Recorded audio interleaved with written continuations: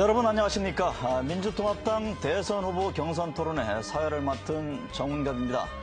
이제 18대 대통령 선거가 5개월밖에 남지 않았습니다.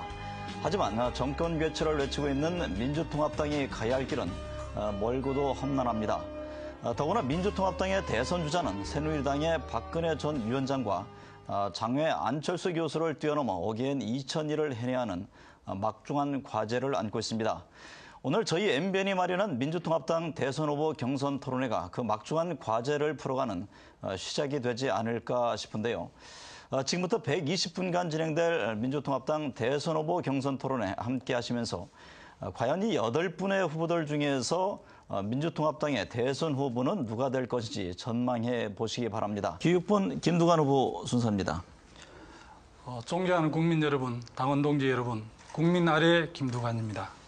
생선가게, 빵집 주인, 용접공, 강부, 택시기사, 경비원, 이것이 무엇인지 아십니까? 제 형제들의 직업입니다. 제 가족이 서민이고 비정규직이 제 가족입니다. 아래에서부터 성장한 김두관, 특권층을 뚫고 기득권을 뚫고 서민과 중산층의 정부를 만들어내겠습니다. 많은 정치학자들이 대선 승리의 필요 조건으로 경선 흥행을 꼽습니다. 그런 면에서 8명이나 출마를 선언해 경선 컷오프까지 시행하는 민주통합당은 어떻게 보면 그 첫 발을 내딛지 않았나 이런 생각을 해봅니다. 김두관 후보 이어가 주시죠. 제가 본선에서 확실하게 이길 수 있는 후보이기 때문입니다. 대의원 조사에서 제가 1등을 했습니다. 당원 동지들은 누가 본선에서 이길 후보인지를 이미 알고 있습니다. 제가 확실하게 양극화를 해소할 수 있는 후보이기 때문에 그렇습니다. 백막걸리를 한번 보십시오. 위에는 맑지만 아래는 탁합니다. 그대로 마시면 전혀 맛이 없습니다. 아래 위를 크게 흔들어야만이 맛있게 먹을 수 있습니다. 대한민국을 통째로 흔들어서 양극화를 이 김두관이가 확실하게 해소하겠습니다. 1% 특권층이 자기는 성공했다고 위로 올라가는 사다리를 걷어찼습니다. 저 김두관이 확실하게 사다리가 되겠습니다. 지방대 졸업생이 삼성전자에 취직하고 중소기업이 쉽게 대기업이 되는 나라를 저 김두관이 확실하게 만들어내겠습니다. 네. 문재인 후보와 김두관 후보에게 질문하겠습니다. 우리 지금 가장 우리나라의 심각한 문제는 극심한 양극화라고 생각합니다. 1%의 재벌 기업과 그다음에 99%의 서민들의 생활이 제일 심각한 문제라고 생각합니다. 그런데 이 문제에서 가장 지금 문제가 되는 것이 저는 한미 FTA 문제라고 생각하는데 우리 당의 후보들이 한미 FTA에 대한 입장들이 좀 분명하지 않은 것 같습니다. 그래서 우선은 두 분에게 같이 질문을 드리는 겁니다. 한미 FTA가 결국 되면은 어떤 제가 같이 쓰겠습니다. 일본을 어떻게 하느냐 하면은 결국은 양국의 재벌 기업들은 덕이 되지만 서민들의 생활은 더 핍박해지고 어려워질 것이다. 그런데 이 가장 심각한 양극화 문제를 해결하는데 한미 FTA에 대한 입장들이 불분명하기 때문에 두 분에게 입장을 묻습니다. 특히 김두관 후보께서는 한미 FTA를 찬성한다는 이야기를 한 것으로 기억하는데 왜 찬성하는지, 왜 한미 FTA 폐기인지 아닌지에 대한 분명한 입장을 밝혀주시기를 바랍니다. 예, 그에 대한 두 분의 견해가 명쾌하게 국민에게 좀 전달되기를 바람하지 않습니다. 저는 방금 김정길 후보께서 한미 FTA를 찬성한다 이렇게 말씀을 하셨는데요. 그건 좀 사실과 다른 부분이고 우리 민주당의 당론처럼 저는 한미 FTA의 여러 가지 독소 조항이라든지 주권 침해 소지가 많이 있기 때문에 우리 당이 12월 대선에 승리하면 반드시 제재 협상을 해야 된다 이런 입장을 분명하게 했었고요. 특히 한미 쇠고기 수입 개방과 관련해서도 저는 입장을 분명하게 한 바가 있습니다. 특히 미국에서 한국의 쇠고기를 공짜로 주지 않지 않습니까? 한국 국민들이 당연히 돈을 지불하고 미국 쇠고기를 사 먹는데 우리가 당연히 조건을 걸어서 미국 소고기를 가려서 먹을 소비자 권리가 기본적으로 저는 있다고 생각을 합니다. 그런 측면에서 우리가 12월 대선에서 반드시 승리해서 한미 FTA 문제에 대해서 철저하게 제재 협상을 해서 우리 주권을 지켜야 된다고 저는 확신하고 있습니다. 저는 문재인 후보와 조경태 후보에게 질문을 드리겠습니다. 저는 지역주의 청산을 위해서 경남이라는 지역에서 8번 출마를 했습니다. 그런데 문재인 후보는 지난 총선 전까지 출마 권유를 번번이 거절을 했습니다. 정치를 하려면 어려울 때 함께 고생해야 하는 것은 아닌지 묻고 싶고요. 청와대에서 5년 동안 대통령을 모신 분으로서 대통령의 비극에 대해 책임을 져야 한다는 세간의 의견에 대해서 지금 어떻게 생각하는지 묻고 싶습니다. 우리 김두관 후보께서 지역적 흉산 위해서 이렇게 노력을 많이 하신 점 높이 평가를 합니다. 제가 이번 총선 이전까지는 저는 뭐 정치인이 아니었기 때문에 그때 제가 정치 행위를 하지 않았다고 해서 그것은 기회주의라고 말할 수는 없다고 생각을 합니다. 오히려 기회주의는 노무현 대통령이 인기가 좋았을 때는 누구보다도 노무현 대통령과 가깝다, 또 친노다 그렇게 하다가 또 노무현 대통령이 인기가 떨어지니까 또 이제 노무현 대통령을 비판하는 입장에 서고 또 노무현 대통령이 수사를 받을 때는 오히려 돌을 던지는 그런 형태가 기회주의가 아닐까 생각을 하고요. 그다음에 이제 노무현 대통령 서거를 놓고 저를 이제 공격하는 것은 가슴 아픈 일인데 어쨌든 참여정부 때 어느 정부보다 도덕성이 뛰어났지만 그러나 완전하지 못했고 일부 불미스러운 점이 있었던 것 깊이 사과하고 더 잘해야겠다는 각오를 하고 있습니다.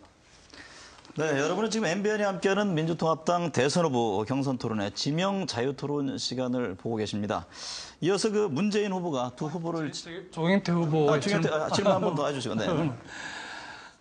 조경태 후보께서는 아주 어려운 부산에서 민주당으로 3번이나 당선되는 그런 쾌거를 이루고 한 점에 대해서는 저희들이 높이 평가를 합니다.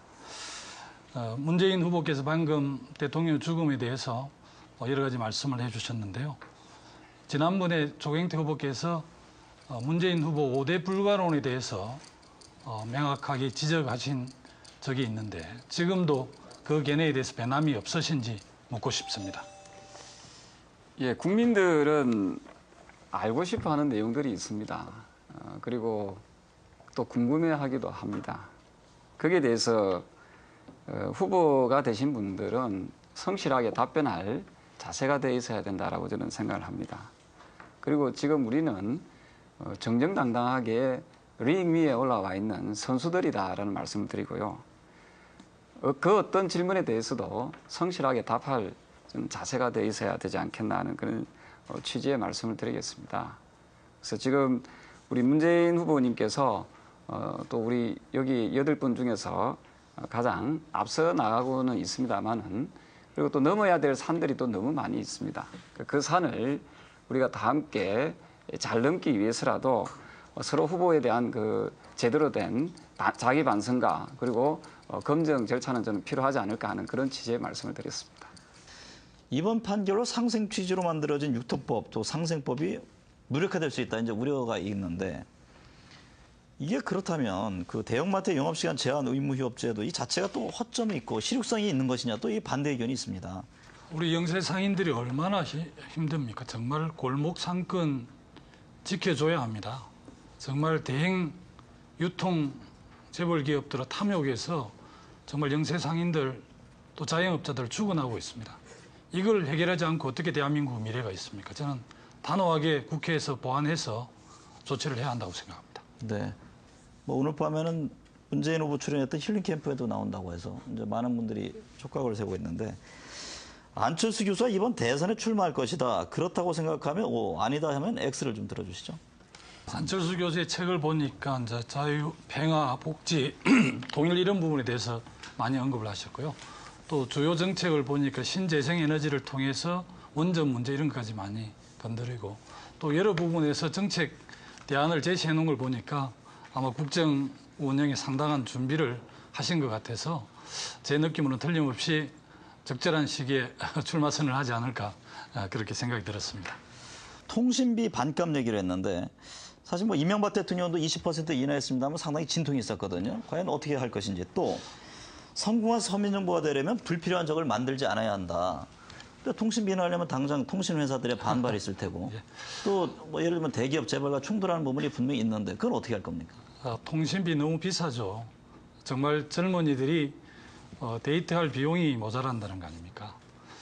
가구당 월 한 14만 원 정도 통신비가 들거든요. 이미 통신비는 지금 생필품이 됐습니다. 그런데 통신 3사는 연 20조가 넘는 막대한 이익을 지금 챙기고 있습니다. 저는 통신비를 반값으로 낮추고 서민들의 가계 부담을 줄이겠습니다. 11,000원 하는 기본 요금과 24,000원에서 36,000원 정도 하는 가입비를 단계적으로 폐지를 하겠습니다. 20원에서 30원 정도 하는 문자 메시지 요금도 점진적으로 폐지하겠습니다. 이동 3사의 무선 인터넷 와이파이망을 공용화해서 무상으로 제공을 하겠습니다.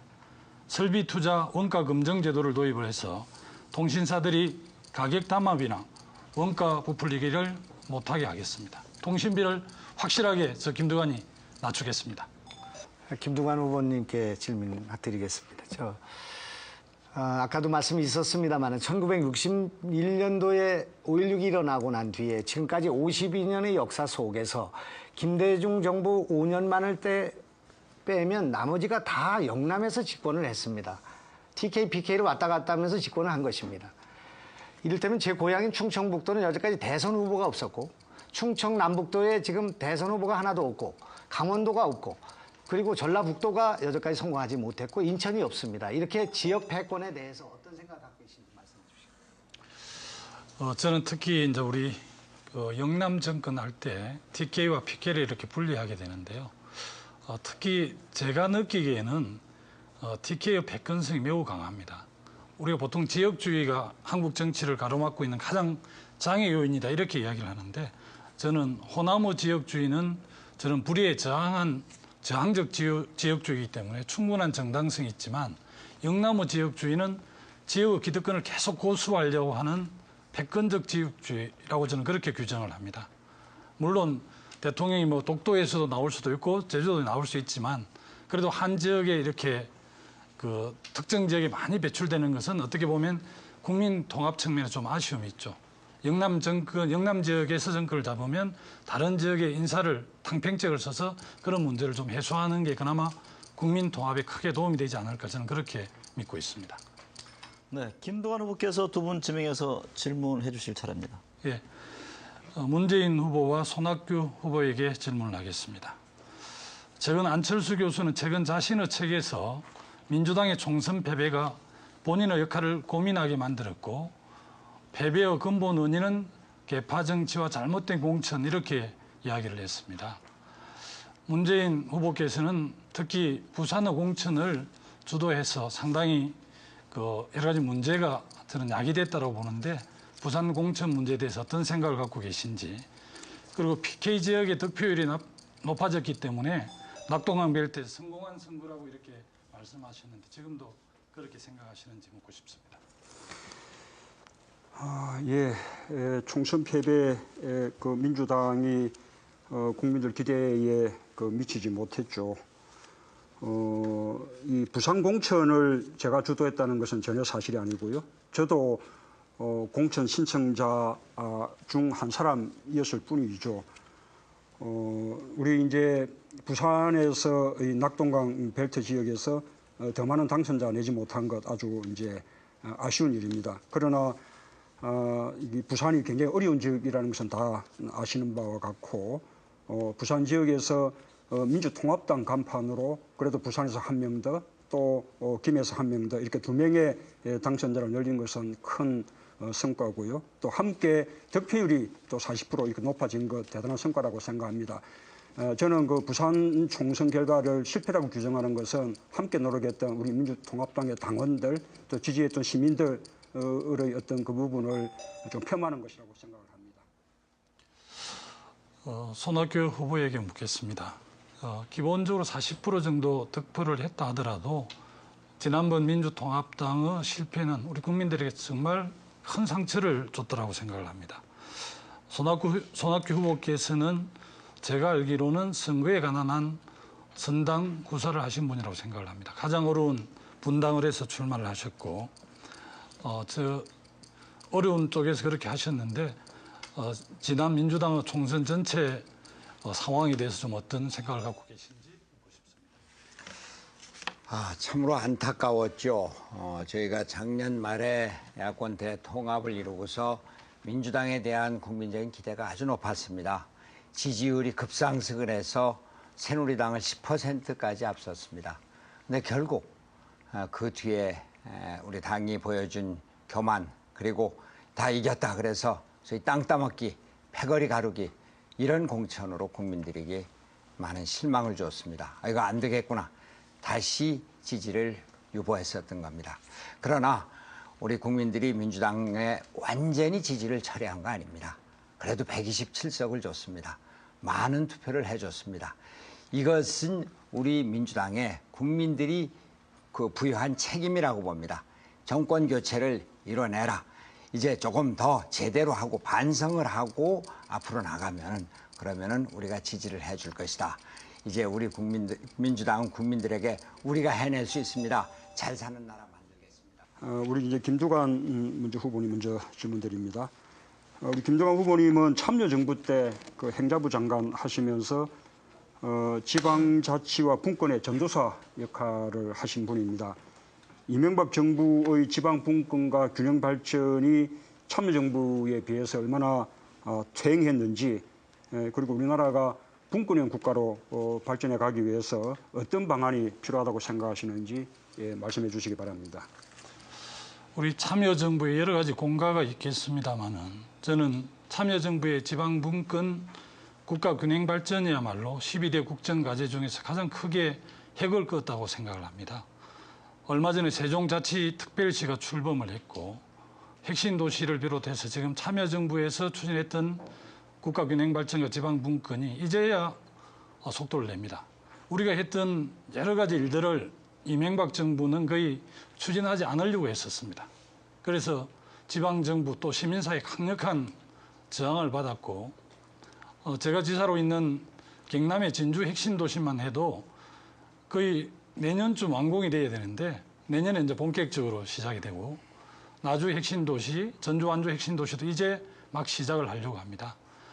정말 이명박 정부의 지방분권 정책, 국가균형 발전 정책에 대해서는 저 입장에서는 평가할 게 없다라고 생각을 합니다. 김두관 지사님께 한 가지 질문을 드리겠습니다. 서민의 저도 부산 자갈치시장의 지게꾼의 아들이기도 합니다만은 우리 지사님께서도 서민의 아들이시고 하신데 지금 우리 서민들이 매우 힘들지 않습니까? 그래서 체제 성계비가 한 15만 원, 150만 원 정도 됩니다. 4인 가족에.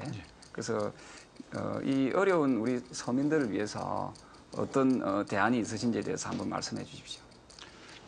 지금 서민들이 어려운 것은 아까 모두에 말씀 좀 드렸습니다만 통신비, 또 우리 조경태 후보께서 굉장히 문제의식을 갖고 준비하고 있는 유류비, 또 의료비, 교육비 이런 전반적으로 5대 민생 생활비가 너무 이렇게 비싸가지고 저는 얼마 전에 민생 5대 절약 정책 공약을 발표한 바가 있습니다. 그래서 5대 주요 민생 생활비를 절반으로 줄여서 월 50만 원씩 줄여서 연간 600만 원 정도의 가계 부담을 덜어드리겠다. 그렇게 되면 실질적으로 이제 가처분 소득이 한 500만 원, 600만 원 정도 늘어나는 것이거든요.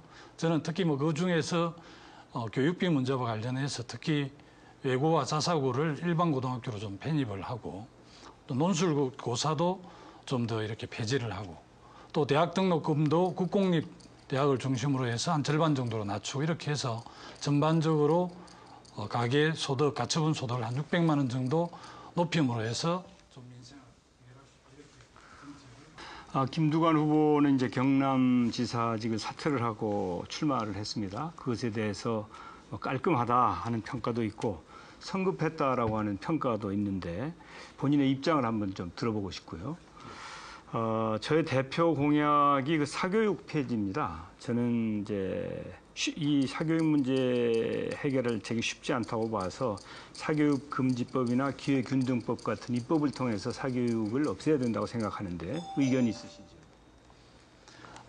저라고 편안한 세발 자전거를 두고 굳이 위험한 외발 자전거를 타고 싶었겠습니까? 사실은 우리 민주당의 총선 패배가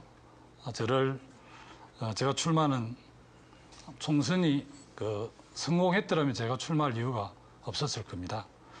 우리 민주당은 이제 당권파의 오만과 독선으로 총선 승리를 헌납을 했고 우리 당의 유력 대선 주자들도 경쟁력을 보여주지를 못했습니다. 그게 제가 그 도지사를 중도에 그만둔 이유이기도 하고요. 특히 유신의 개성자임을 자처하는 박근혜 집권이 가시화되고 있는데 안타깝게도 이를 저지할 야권의 대선 후보들이 없다는 것이 제가 중도에 결심하게 된 이유고요. 정세균 후보께서 사교육 폐지를 공약으로 내신 거 보고 굉장히 저도 놀라고 결단력 있는 정책이라고 생각을 합니다. 저도 그 전적으로 동의를 하고 함께. 한미 FTA 문제 찬성이냐 반대냐 하는 것은 굉장히 중요한 문제라고 생각합니다. 복지를 강조하고 양극화를 해소하겠다 하면서 상당히 불공정 조약이고 또 경제 주권을 침해하고 사법 주권을 침해할 수 있고 우리 서민들에게 치명적인 한미 FTA를 찬성하는 것은 대단히 어렵기 때문에 다른 후보에게 질문할 것을 두 분에게 같이 또 질문을 드리겠습니다. 김두관 후보께서는 대통령이 되시면 재협상이나 제재 협상을 하겠다 그러는데 미국은 우리하고 제도가 달라서 재협상권이 정부에 있지 않고 의회가 가지고 있습니다. 의회 상하의원들을 찾아다니면서 교섭을 해야 사실상 불가능합니다. 그리고 문재인 후보께서는 이 한미 FTA 문제에 대해서 어떻게 말씀하셨냐 하면은 우리가 수출해가지고 먹고 사는 나라이기 때문에 불가피하다는 말씀을 찬성하는 듯한 입장을 취했습니다. 그런데 우리 국민이 원하는 다음 대통령은 정말로 미국이나 이런 강대국 앞에 당당하고 또 외국의 적은 아프리카나 남미에 있는 약소국가에는 겸손하고 우리 국민에게도 겸손하고 당당한 그런 대통령을 원합니다. 그런데 이 한미 FTA를 반대한 나라는 폐기한 나라 있습니다. 네. 내가 두 분에게 같이 네, 두 분 다 지났습니다. 1분이 지났습니다. 3초 씨. 그러면 김두관 후보부터 답변해 주시죠. 답변을 드리겠습니다.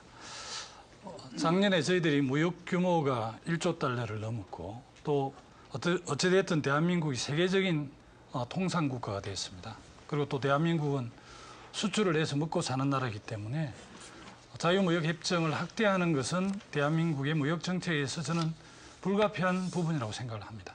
다만 미국하고의 FTA 협정에 있어서 독소조항이라든지 주권 침해 소지 때문에 계속해서 지금 갈등이 생기고 분쟁이 생겼는데요.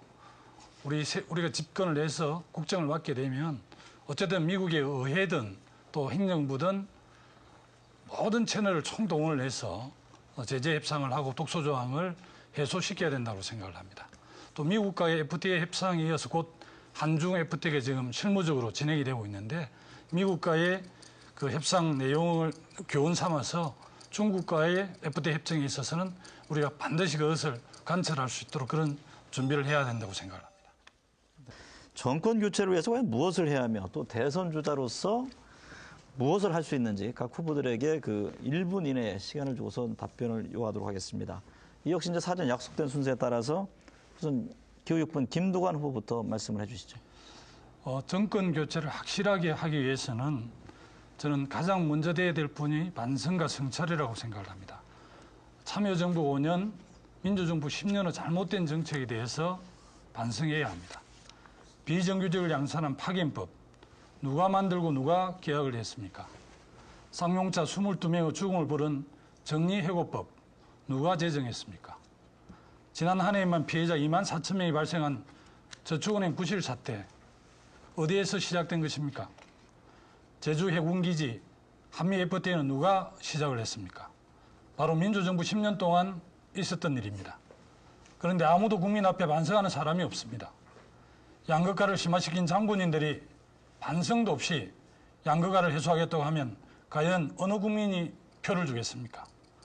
잘못한 것은 먼저 반성하고 용서를 구해야 합니다.